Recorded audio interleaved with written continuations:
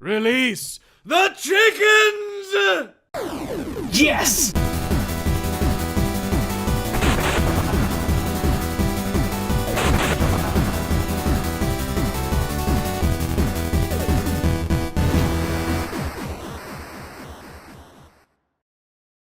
Super Mario RPG, Legend of the Say, is that Zan?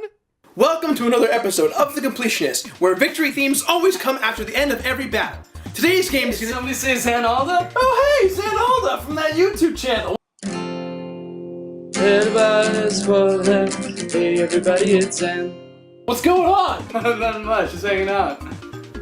How'd you get in my house? I stole that key from when we were dating. You want it back? Here you go, kids. A Mario game. You happy yet? You should be, because this game is awesome. You know, when I was a kid, Nintendo actually kind of tricked me into playing this game. All I saw was Mario in the title. But then my first reaction when I was playing it was like, why is he just standing there? Mario's not doing anything. What? Why? Are you broken, Mario? But for this being an RPG of its time, it was incredibly simplistic, which broke the complex tradition of the RPG. But Beardman and Sundrop Pope, out of all the Mario games you could have chosen, why'd you choose this one? Mario RPG exemplifies something important to me. It's the fact that Nintendo was able to successfully mold the RPG genre with the iconic franchise of Mario. Also because it's Mario RPG. So just shut up.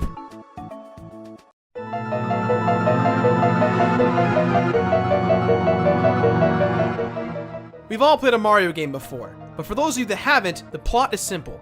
Mario must save Princess from Bowser by traveling to Bowser's castle and defeating him. Now with this title, it does start out with your traditional story. Bowser steals Princess, Mario goes out and does his thing. However, this time, when he does in fact save the princess, something goes terribly wrong. A gigantic sword falls from the sky and goes straight into Bowser's brain.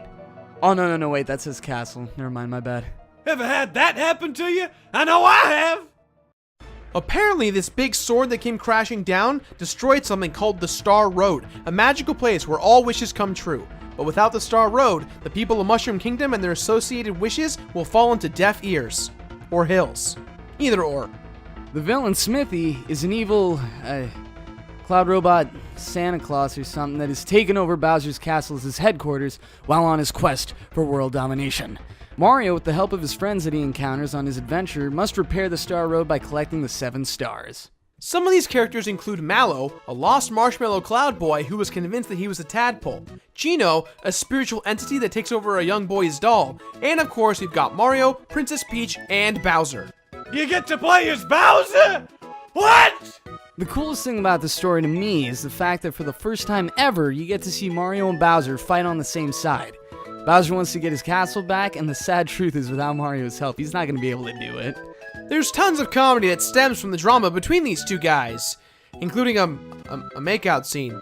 Are you seeing this? I don't really know. Almost paradise, we're knocking on heaven's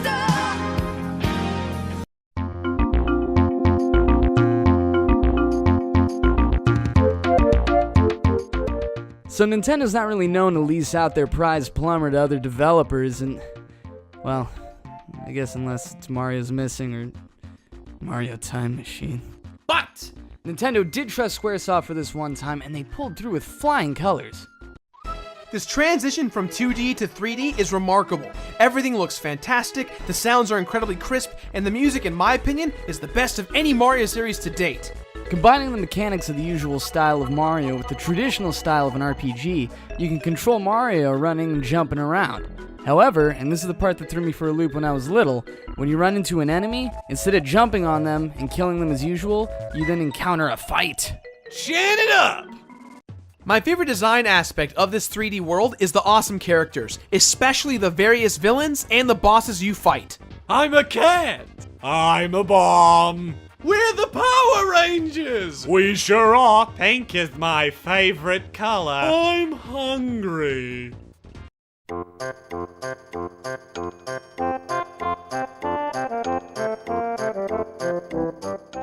Like the usual RPG, you arm your team with various types of equipment. Each party member gets many different types of weapons individually. You can also equip armor to increase damage, defense, magical damage, or magical defense, as well as accessories which add certain benefits to take care of status ailments, or sometimes they add bonuses as well. Most RPGs, when you encounter a fight, usually just stand there. But I guess Square wanted to give more life to the enemies or something and have them dance the whole time. These guys are dancing. Kinda creeped out by this. Little uncomfortable. Yeah, let's just kill him. I agree. Let's just go ahead and kill him and... Throw the Mario! Wait, no, don't! No. Alright, at this point it should go without saying, but just in case, the combat in this game is turn-based. By the end of the game, you'll have a total of 5 characters in your party that you can switch out.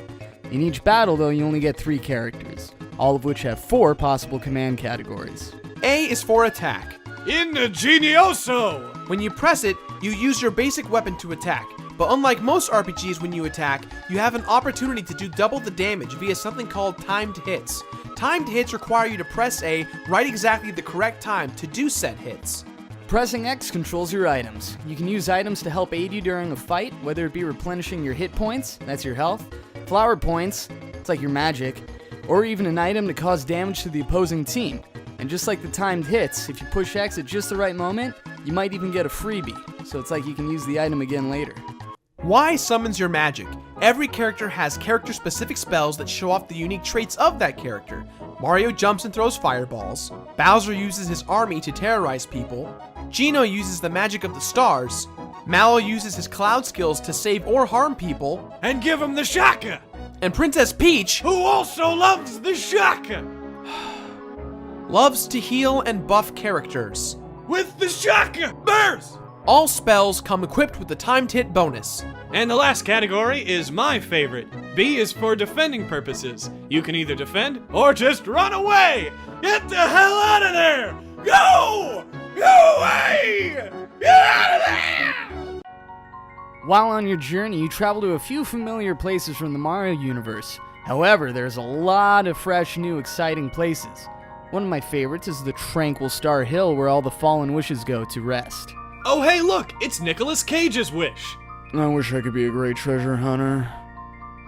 Aside from the awesome story and the great gameplay mechanics, there are also little fun mini-games and side quests you can encounter. There's the hidden chest side quest, where there's invisible chests all over the world. There's like this beetle shooter game, which is pretty fun. And there's also the secret casino, where you can get the star egg by playing that game 100 times. You lose count after a while, trust me. There's also this fun trick Gerard showed me using the star power. There's some chests that when you open them, they make you invincible, like in all the Mario games. But this time, when you run into enemies, it's as if you want to fight, so you can basically skip the entire fight. And all you have to do is go kill yourself. And when you respawn, you get to keep your current level status before you died, and the star is back. Take that, Nintendo. Glitches with Old Man Snitches. Who the hell are you? Shut up, whippersnapper. Let me show you how to get unlimited power-ups. Gerard, what's going on? He's... Just let it happen. You can't... Just let it happen. So the first thing that you do is you grab this power-up, and then you can start running into starfish. You see, we didn't have starfish in Tristram. We just had Griswold make us up some starfish out of little pieces of scrap metal that he would throw on the ground.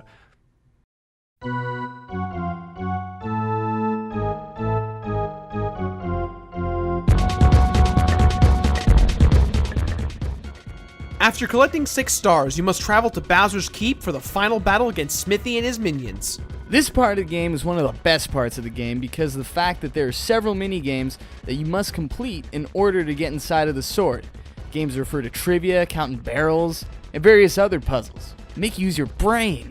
Mavis Bacon would be proud. You can't stand you tapping! And after you get past Bowser's Keep, you then must travel down the big sword to engage in the big final boss fight.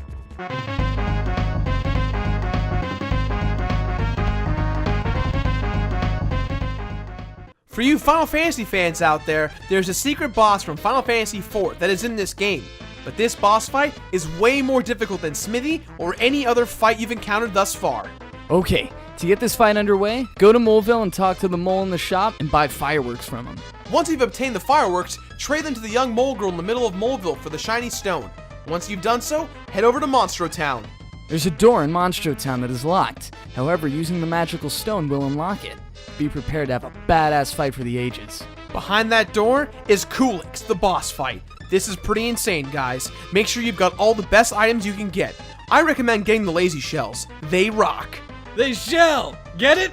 Because they're shells instead of rocks, and you said rock, so it's shells. It's a shell spicy. Well, this is a great RPG to get your feet wet if you've never really played one before. Now, typically I'm not in RPGs, but this was definitely my exception. I agree. With that in mind, I give this game my completionist rating of complete it. No, naked it. Naked? What is? Yeah, naked it. No. Okay. Let me just get something straight. See, on your show, I don't know what you guys do because let's be honest, I only watch like one channel. I'm pretty sure that on your show you have your own thing, but on my show we do something called completing games. And so this is a game worth completing. We complete it, not naked it. Think outside the box, naked it. But I think complete it sounds better. Naked it. Complete it. Naked it. Complete it. Naked it. Complete it. Naked it. Complete it. Naked it. Completely naked. Well, that's all the time we have for today, guys. So please leave a positive or negative comment in the boxes below. And remember to leave suggestions for future game reviews. Oh, and check back next week. It's not going to be a normal video, but it's going to be something fun. Now, if you excuse me, I'm going...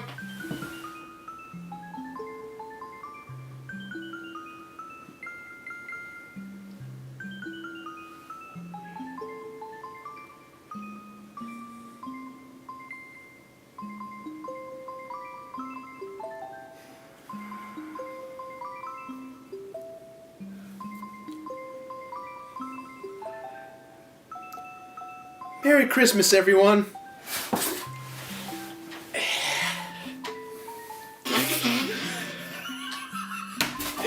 Damn it! We almost had it! We almost had it! We were so close.